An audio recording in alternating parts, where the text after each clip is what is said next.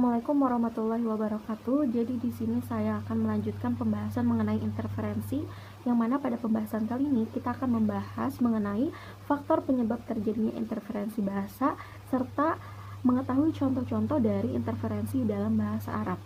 Nah, interferensi itu merupakan kenyataan yang terjadi dalam pembelajaran. Adapun menurut Langridge, penyebab terjadinya interferensi itu ada 5 macam. Yang pertama itu ada kedewibahasaan para peserta tutur. Maksud dari kedewibahasaan ini adalah perihal pemakaian atau penguasaan dua bahasa. Nah, maka dari itu, sebab terjadinya interferensi ini adanya pengaruh lain antara dua bahasa itu, baik bahasa daerah maupun bahasa asing. Dua, ada tipisnya kesetiaan pemakaian bahasa penerima. Biasanya ini akan menimbulkan sikap yang agak negatif, dikarenakan adanya ketidakpedulian terhadap kaidah bahasa kedua yang digunakan dan unsur-unsur yang dikuasai dalam bahasa sumber diambil oleh penutur secara tidak terkontrol. Ketiga, tidak cukupnya kosakata bahasa penerima dalam menghadapi kemajuan dan pembaharuan. Nah, faktor kurangnya dan terbatasnya kosakata ini merupakan faktor penyebab dari munculnya interferensi tadi. Dan yang keempat, menghilangnya kata-kata yang jarang digunakan. Faktor ini berakibat seperti interferensi yang disebabkan kurangnya kosakata bahasa pengguna bahasa tadi, yaitu unsur serapan atau unsur pinjaman akan lebih cepat diintegrasikan karena bahasa penerima sangat membutuhkan unsur tersebut. Yang kelima adalah kebutuhan akan sinonim. Selain faktor-faktor yang telah disebutkan tadi, ada beberapa faktor lain seperti terbawanya kebiasaan dalam bahasa ibu. Nah, pada umumnya terjadi karena kurangnya kontrol bahasa dan kurangnya penguasaan terhadap bahasa kedua.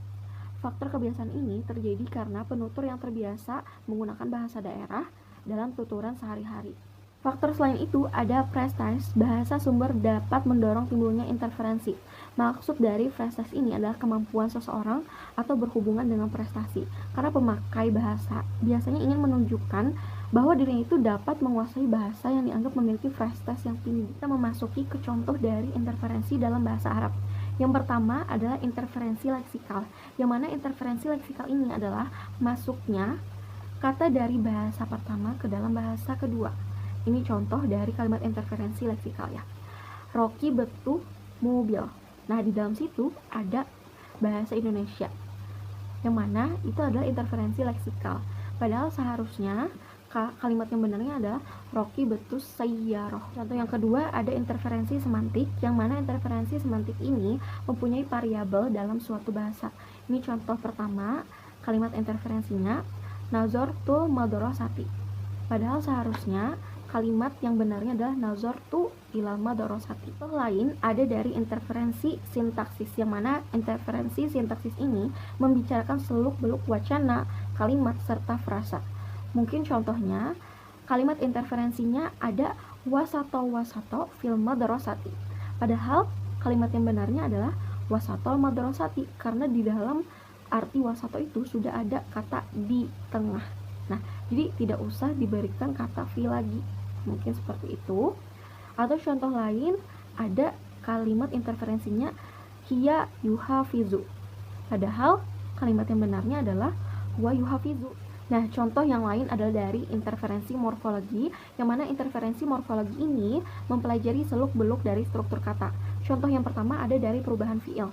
Nah, kalimat interferensinya adalah ana yadhabu. Ana yadhabu. Padahal kalimat yang benarnya adalah ana adhabu, karena di sana ada domir ana. Lalu contoh yang lainnya dari interferensi morfologi ini ada dari pembentukan jamak. Misalnya kalimat interferensinya naqra'ul kutuba al-kutuba. Nah, padahal kalimat yang benarnya adalah naqra'ul kutuba. Di dalam kalimat kata kutuba itu sudah ada arti buku-buku. Jadi tidak usah lagi menjadi al-kutuba al-kutuba. Nah, contoh yang lain ada dari interferensi fonologi, yang mana interferensi fonologi ini mempelajari bunyi bahasa. Jadi, contohnya ada dari perubahan konsonan, yang mana kalimat interferensinya faslun. Padahal kalimat yang benarnya adalah faslun. Lalu, ada dari perubahan vokal dan konsonan. Kalimat interferensinya ada Yusuf, Yusuf, ada Yusuf. Nah, padahal kalimat yang benarnya adalah Yusuf. Nah, di sana ada perubahan vokal, yang mana seharusnya Yusuf, tapi dibaca Yusuf. Lalu ada perubahan konsonan yang mana seharusnya dibaca Yusuf, tapi kita membaca Yusuf. Nah, mungkin seperti itu.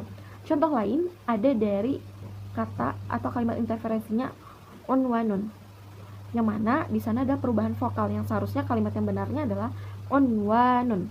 Mungkin seperti itu saja pembahasan dari saya mengenai faktor penyebab terjadinya interferensi bahasa serta contoh-contoh interferensi dalam bahasa Arab. Sekian dari saya. Jika ada salah hilaf, saya mohon maaf. Wassalamualaikum warahmatullahi wabarakatuh.